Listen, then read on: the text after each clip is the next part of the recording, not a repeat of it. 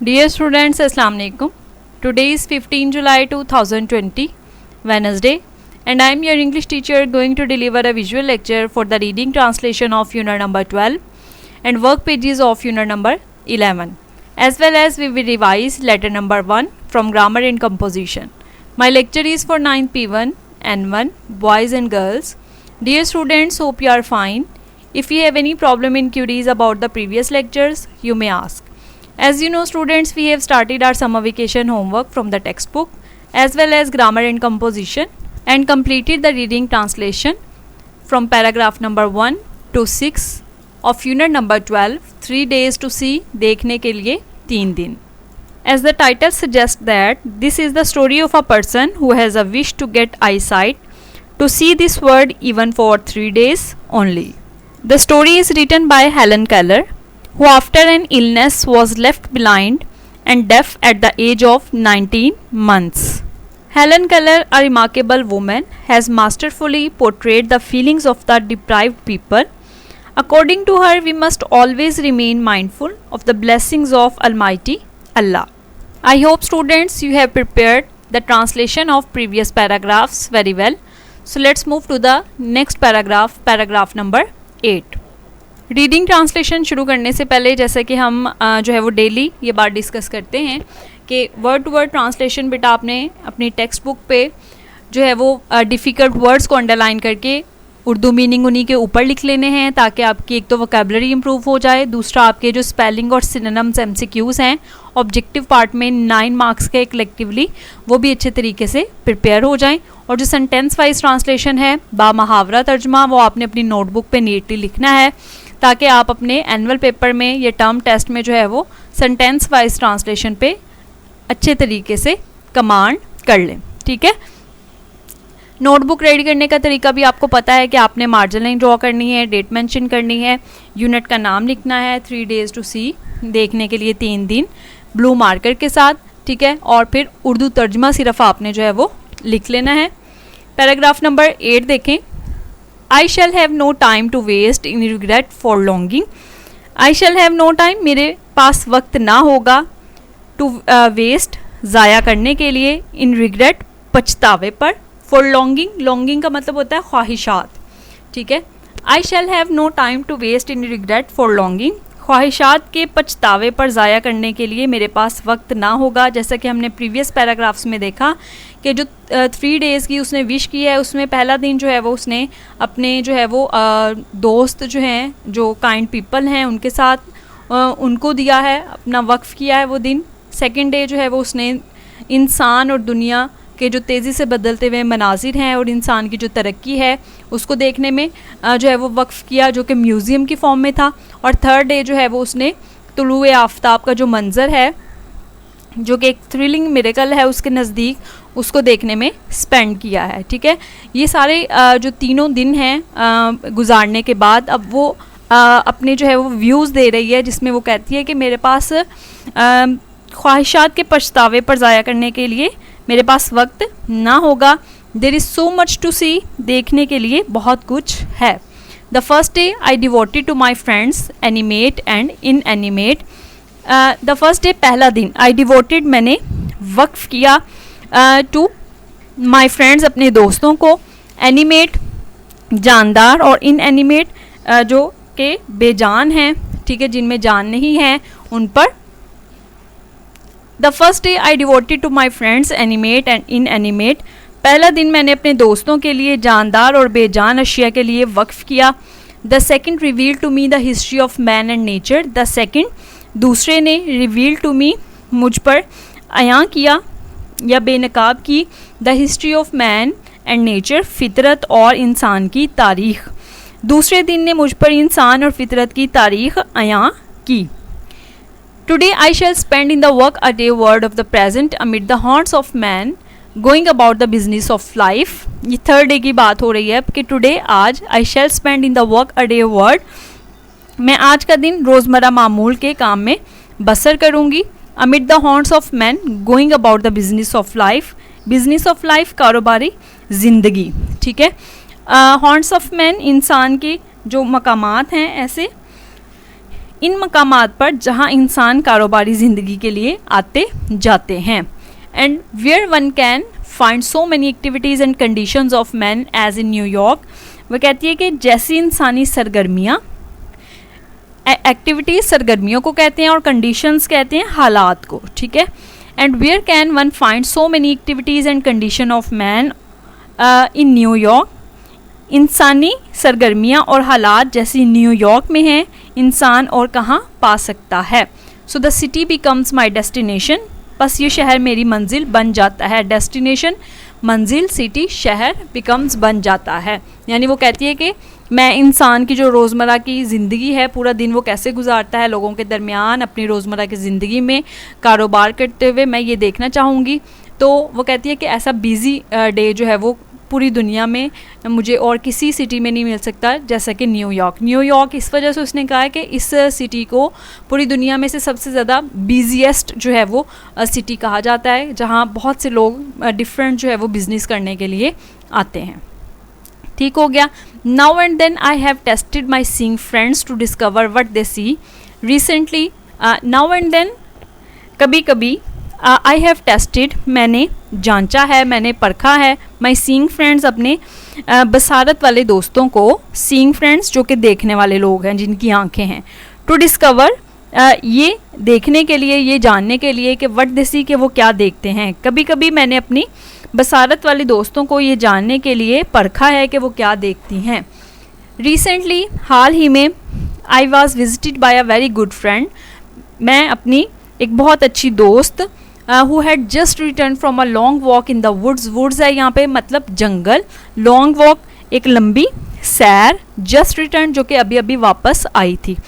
हाल ही में मेरी एक बहुत अच्छी दोस्त जो कि जंगल से लंबी सैर के बाद वापस आई थी, मुझसे मिलने आई। I asked her, मैंने उससे पूछा, what she had observed कि उसने क्या देखा। मैंने उससे पूछा कि उसने क्या देखा। Nothing in particular, कुछ खास नहीं। She replied, उसने जवाब दिया। I might have been incredulous had I not been accustomed to such response. वो कहती है कि मुझे यकीन ना, I might have been incredulous, मुझे यकीन ना आता, I not been accustomed to such responses, अगर मैं ऐसे जवाबात की आदी ना होती। accustomed का मतलब होता है आदी होना और responses जवाबात। वो कहती है कि अगर मैं ऐसे जवाबात की आदी ना होती तो मुझे शायद यकीन ना आता। For long ago, क्योंकि तवील अरसा पहले, I became convinced that, मुझे इस बात पे यकीन हो गया था, seeing see little, के देखने वाले लोग बहुत कम देखते हैं। यानी कि वो ये कहना चाह रही है कि जो उसकी एक दोस्त है जो कि जंगल की एक लंबी सैर के बाद वापस आई, जब उसने उससे पूछा कि उसने जंगल में क्या देखा, तो जाहिर सी बात है उसके लिए कोई इतनी जो है वो सीइंग बात नहीं थी, जबकि उसके लिए जो कि देख भी नहीं सकती और सुन भी नहीं सकती, छूने के लिए जंगल में बहुत सारी चीज़ें हैं फील करने के लिए। इस वजह से वो यहाँ पे कह रही है कि जो देखने वाले लोग हैं, मुझे इस बात पे यकीन आ गया था कि बहुत कम चीज़ें देखते हैं अपनी इनर आई से। ठीक हो गया। How was it possible, I asked my self, किस तरह से ये मुमकिन था, ये कैसे मुमकिन था, मैंने खुद से सवाल किया। To walk for an hour in the woods and see nothing worthy of note, कि 1 घंटा जंगल में सैर करना और कोई भी काबिल तवज्जो चीज़ ना देखना।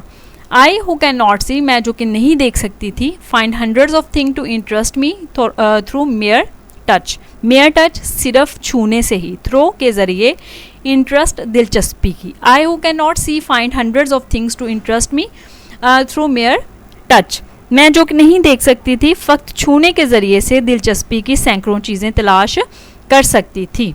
I feel the delicate symmetry of a leaf, मैं delicate symmetry नाजुक जो है वो तनासुब of a leaf पत्ते का, मैं पत्ते में पाए जाने वाले दिलकश जो तनासुब है उसको महसूस कर सकती थी या नाजुक तनासुब को महसूस करती थी।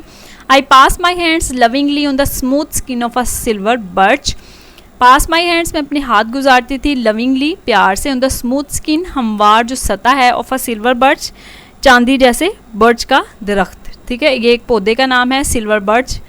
आई pass my hands lovingly on the smooth skin of a silver birch, मैं चांदी जैसे बर्च के दरख्त की हमवार सतह पर प्यार से हाथ फेरती हूँ, और the rough shaggy Bagh, rough का मतलब है नाहमवार और शैगी खुरदरी, बाग होती है तना जो कि दरख्त की बाहर वाली सतह होती है, उसे कहते हैं। ऑफ अ पाइन, पाइन कहते हैं सनोबर के दरख्त को, ठीक है। I pass my hand lovingly on the smooth skin of a silver birch or the rough shaggy bark of a pine, मैं चांदी जैसे बर्च के दरख्त की हमवार सतह पर या सनोबर की खुरदरी नाहमवार छाल पर प्यार से हाथ फेरती हूँ। इन स्प्रिंग, बहार में, आई touch the branches of trees hopefully, I touch मैं छूती हूँ, द ब्रांचेस शाखें, ऑफ ट्रीज दरख्तों की, होपफुली पुर उम्मीद होकर, इन सर्च ऑफ अ बर्ड एक नन्ही कोम्पल की तलाश में। बर्ड होता है जब बिल्कुल जो है वो तने के ऊपर आपने देखा होगा एक उभर आती है चीज़ जिसे हम बर्ड कहते हैं, कोम्पल कहते हैं, ठीक है। द फर्स्ट साइन जो कि क्या है, पहली निशानी है, ऑफ अवेकनिंग नेचर, जागती हुई फितरत की, आफ्टर हर विंटर स्लीप, सर्दियों की नींद के बाद। यानी आपको पता है सर्दियों के बाद जब ख़ज़ां आती है तो उसके बाद दोबारा से बहार आती है तो पौधे दोबारा से जो है वो हरे भरे हो जाते हैं। ये बात उसने कही है कि विंटर स्लीप के बाद जो जागती हुई बेदार होती हुई फितरत है उसकी ये पहली निशानी होती है कोम्पल। In spring I touch the branches of trees hopefully, in search of a bird, the first sign of awakening nature after her winter's sleep. मौसम बहार में दरख्तों की शाखों को इस उम्मीद से छूती हूँ कि सर्दियों की नींद के बाद फितरत के जागने की पहली इलामत कोम्पल को तलाश कर सकूँ। I feel the delightful velvety texture of a flower and discover its remarkable convolution. I feel the delightful velvety मखमली, यानी मखमल की तरह से बनी हुई वेलवेट की तरह से टेक्सचर जो साख्त है ऑफ अ फ्लावर फूल की, एंड डिस्कवर और दरियाफ्त करूँ, इट्स रिमार्केबल इसके शानदार, कॉन्वोलेशन तहें उसकी, ठीक है।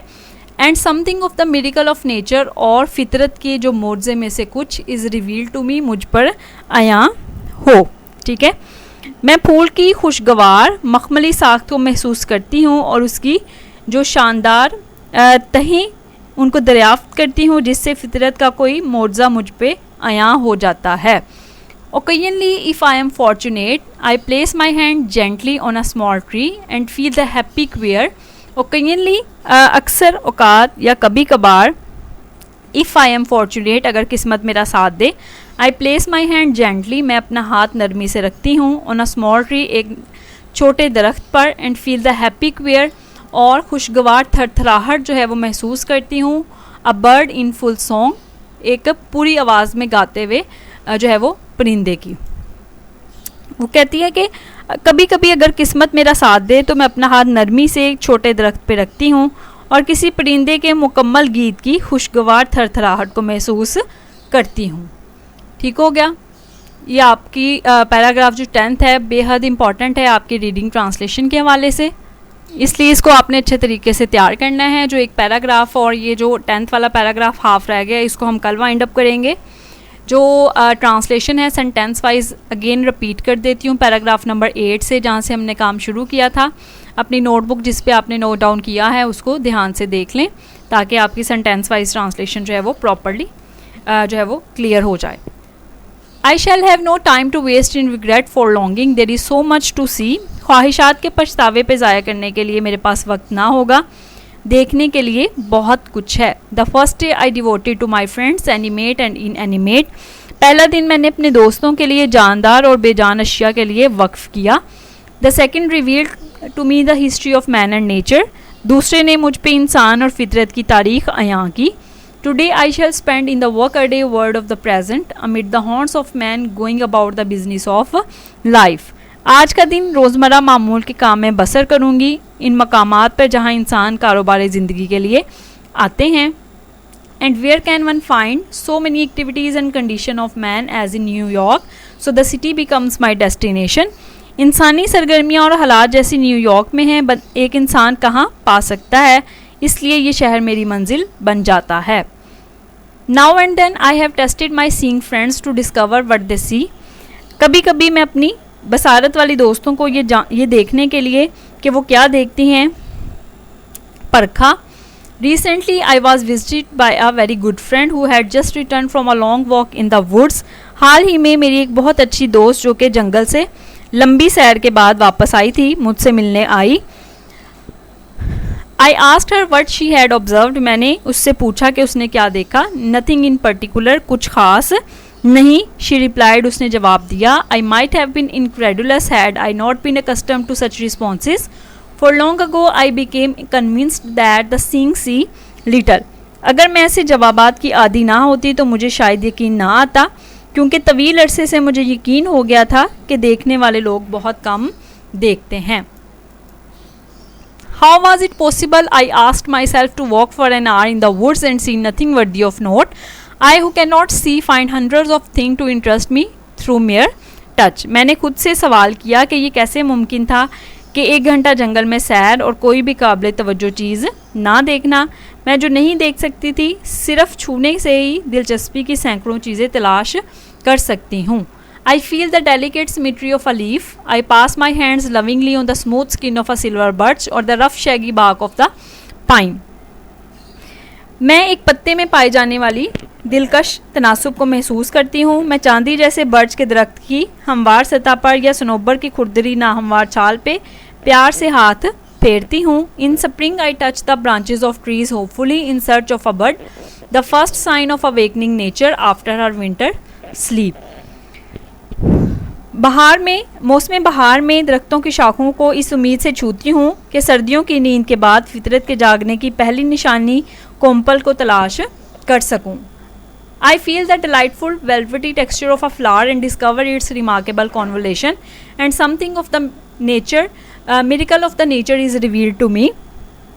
मैं फूल की खुशगवार मखमली साख्तों महसूस करती हूँ और इसकी शानदार तहों को दरियाफ्त करती हूँ, जिससे फितरत का कोई मोर्जा मुझ पे आया हो जाता है. Occasionally, if I am fortunate, I place my hand gently on a small tree and feel that happy queer of a bird in full song. कभी कभी अगर किस्मत साथ दे तो मैं अपना हाथ नरमी से एक छोटे दरख्त पे रखती हूँ और किसी परिंदे के मुकम्मल गीत की खुशगवार थरथराहट को महसूस करती हूँ. ठीक है, ये ट्रांसलेशन बेटा आपने अपनी नोटबुक में उर्दू तर्जुमा लिख लेना है. ठीक है, ध्यान से. उसके बाद वर्क पेजेस जो है वो हम कर रहे थे, जिसमें से मैंने आपसे कहा था कि 119 पेज पे आपने जो एफ एक्टिविटी है उसको प्रॉपरली अपने पास लिख लेना है. तो जी एक्टिविटी जो है उसमें से हमने MCQ टाइप है ये 120 पेज पे मैं आपको मार्क करवा देती हूँ. इसके आंसर्स जी एक्टिविटी के. आपको एडवर्बियल जो क्लॉज है उसकी 2 टाइप्स जो है वो गिवन है ब्रैकेट में, आपने उनमें से एक को टिक करना है. जो अंडरलाइन है उसको आपने ध्यान से देखना है स्टेटमेंट को. The train left the station as Asad arrived. इसमें आपसे पूछा गया है कि असद अराइव्ड जो है वो क्या है. ये एडवर्बियल क्लॉज ऑफ टाइम है, इसको आप टिक कर लें. सेकंड में देखें वेयर एवर यू लाइक, ये क्या है आपसे पूछा गया है, तो ये क्लॉज ऑफ प्लेस है. ठीक है, क्लॉज ऑफ प्लेस को टिक कर लें 2 में.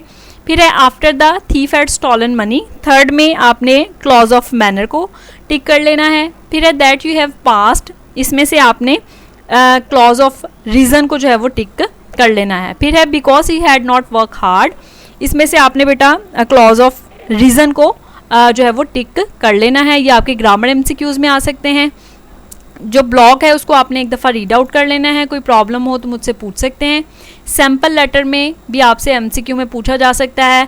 ये जो ब्रैकेट बना के दिया हुआ है कि एग्जामिनेशन हॉल क्या है, हेडिंग है, इसी तरह सिंसियरली क्या है, कम्प्लीमेंट्री क्लॉज है, ये XYZ जो आप लिखते हैं वो सिग्नेचर हैं. इस तरह से ये MCQ की फॉर्म में आपसे पूछे जा सकते हैं. ये आपको जो ब्रैकेट बना के दिए हुए हैं ये आपने अच्छी तरह से याद कर लेने हैं. इसके साथ साथ बेटा हमारे जो यूनिट नंबर 11 है उसके वर्क पेजेस कंप्लीट हो गए हैं. ग्रामर एंड कंपोजिशन से हमने जो है वो लेटर नंबर 1 आज शुरू करना है. कंप्रीहेंशन पैसेजेस हमारे कंप्लीट हो गए थे. लेटर का पैटर्न बेटा ये देखें 122 पेज पे आपको एग्जामिनेशन हॉल ABC और डेट मेंशन करके दिया हुआ है. इस तरह से आपने जो है वो इसको तैयार कर लेना है. आपके पास ऑलरेडी लिखा हुआ भी ये मौजूद होगा. डायरी देख लें. टेक्स्ट बुक से हमने आज रीडिंग ट्रांसलेशन की है जो कि 12 की आपने लिखनी है. जो थोड़ा सा काम रह गया है रीडिंग ट्रांसलेशन का वो अपने नेक्स्ट लेक्चर में हम वाइंड अप करेंगे.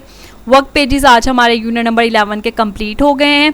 ठीक है, कोई प्रॉब्लम हो तो मुझसे पूछ सकते हैं आप. ग्रामर का हमने लेटर नंबर 1 रिवाइज़ किया है. कंप्रीहेंशन पैसेजेस हमारे 25 कंप्लीट हो चुके थे. लेटर को आपने अच्छी तरह से याद कर लेना है ताकि उसमें किसी भी किस्म की कोई भी प्रॉब्लम आपको फेस ना करना पड़े. और आपको वैसे भी पता है कि लेटर नंबर 1 जो है वो आपका कितना ज़्यादा इम्पॉर्टेंट है. Thank you so much students. If you have any problem in queries you may ask in comments.